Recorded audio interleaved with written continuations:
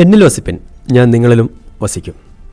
ഒരുത്തൻ എന്നിലും ഞാൻ അവനിലും വസിക്കുന്നുവെങ്കിൽ അവൻ വളരെ ഫലം കായ്ക്കും. നമ്മെക്കുറിച്ച് നാം എപ്പോഴും ആഗ്രഹിക്കുന്നത് നാം എല്ലാം ഫലമുള്ളവരായിട്ട് തീരണം എന്നാണല്ലോ. ദൈവവും നമ്മെക്കുറിച്ച് ആഗ്രഹിക്കുന്നത് നാം ഫലം കായ്ക്കുന്നവരായി, ഫലം നിറഞ്ഞിരിക്കുന്നവരായി തീരണം എന്ന് തന്നെയാണ്. അതുകൊണ്ടാണ് ക്രിസ്തു തിരുവചനത്തിൽ ഇപ്രകാരം പറഞ്ഞിരിക്കുന്നത്, ഞാൻ നിങ്ങളെ തിരഞ്ഞെടുത്താണ്, നിങ്ങൾ എന്നെ തിരഞ്ഞെടുത്തതല്ല, ഞാൻ നിങ്ങളെ തിരഞ്ഞെടുത്തു. നിങ്ങൾ പോയി ഫലം കായ്ക്കേണ്ടതിനും നിങ്ങളുടെ ഫലം നിലനിൽക്കേണ്ടതിനും നിങ്ങളെ ആക്കി വെച്ചുമിരിക്കുന്നു. ഇവിടെ നമുക്ക് ഫലം കായ്ക്കുവാനായിട്ട് കഴിയും. എന്നാൽ തിരുവചനം വളരെ വ്യക്തമായിട്ട് പറയുന്നു, നമുക്ക് സ്വയമേ ഫലം കായ്ക്കുവാനായിട്ട് കഴിയില്ല. നമുക്ക് സ്വയമേ ഫലം കായ്ക്കുവാനായിട്ട് കഴിയില്ല എന്ന് വെളിപ്പെടുത്തിക്കൊണ്ട് ക്രിസ്തു പറഞ്ഞ മനോഹരമായ ഒരു ഉപമ തിരുവചനത്തിൽ യോഹന്നാൻ്റെ സുവിശേഷം 15-ാം അധ്യായത്തിൽ നമുക്ക് വായിക്കുവാനായിട്ട് കഴിയും. ക്രിസ്തു ഇപ്രകാരം അവിടെ ഉപമിച്ചിരിക്കുന്നു. താൻ ഒരു മുന്തിരിവള്ളിയായും തൻ്റെ പിതാവ് തോട്ടക്കാരനായും ക്രിസ്തു അവിടെ ഉപമിക്കുകയാണ്. തുടർന്ന് ക്രിസ്തു ഇപ്രകാരം പറഞ്ഞു, ഞാൻ മുന്തിരിവള്ളിയും നിങ്ങൾ കൊമ്പുകളുമാവുന്നു.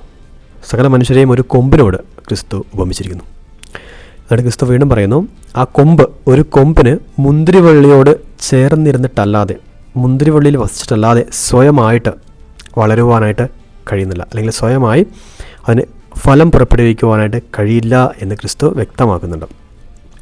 ഒരു കൊമ്പിന് തനിക്ക് ആവശ്യമായത്, വളർച്ചയ്ക്ക് ആവശ്യമായതെല്ലാം തന്നെ തനിക്ക് തന്നെ ലഭ്യമാകുന്നില്ല. മറിച്ചൊരു മുന്തിരിവള്ളിക്ക് ആ തോട്ടക്കാരൻ എന്താണോ അതിന് പ്രദാനം ചെയ്യുന്നത് അത് ആഗിരണം ചെയ്ത് അത് വലിച്ചെടുത്തുകൊണ്ട് അതിൻ്റെ ശാഖകളിലേക്ക്, അതിൻ്റെ കൊമ്പുകളിലേക്ക് എത്തിക്കുവാനായിട്ടുള്ള കഴിവ് ഉണ്ട്.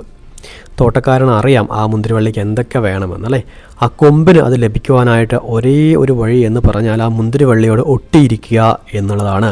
ക്രിസ്തു വളരെ മനോഹരമായിട്ട് പറഞ്ഞു, എന്നിൽ വസിച്ചിട്ടല്ലാതെ നിങ്ങൾക്ക് കായ്ക്കുവാനായിട്ട് കഴിയില്ല.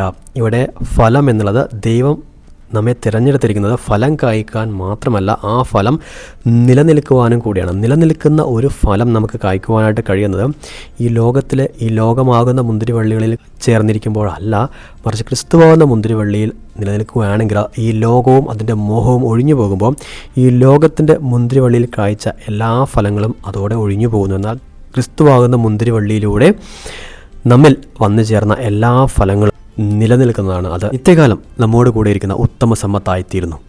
ക്രിസ്തുവാകുന്ന മുന്തിരിവള്ളിയിൽ ചേർന്നിരുന്ന് നിലനിൽക്കുന്ന ഫലം കായ്ക്കുന്നവരായി നമുക്കും മാറാം. ദൈവം നമ്മെ സഹായിക്കട്ടെ.